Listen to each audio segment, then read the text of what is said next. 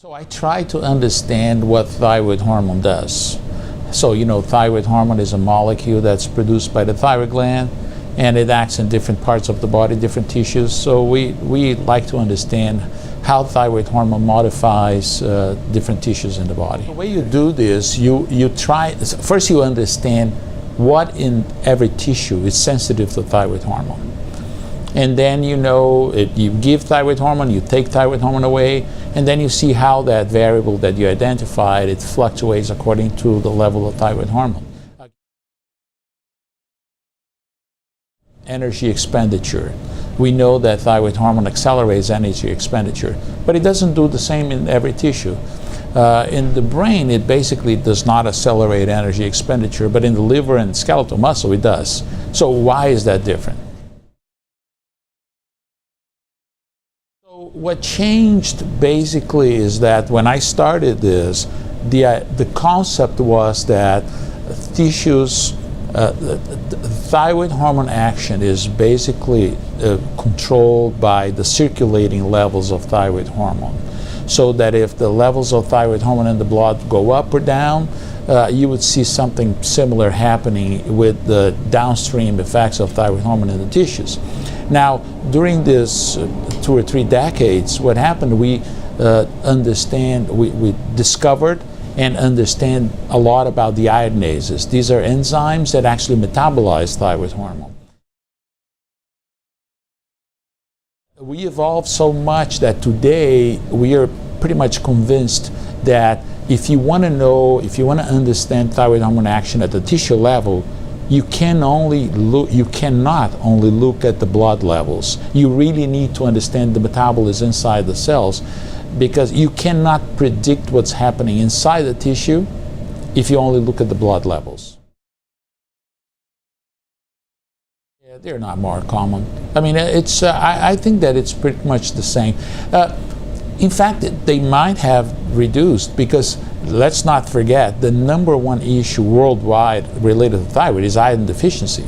And we made much progress in terms of iodization of salt and different other strategies to provide enough iodine so that the thyroid can work fine. And in the last 20 or 30 years, that has been, that condition has improved dramatically worldwide. Now, as far as thyroid nodules or hypothyroidism or hyperthyroidism, I think the incidence continues to be the same. What has happened is that the population overall has become more obese, and people want to have reasons for why they're obese. So there's this, I don't want to call it stigma, but it's a direct association with, I gain weight or I'm obese, my thyroid must have a problem.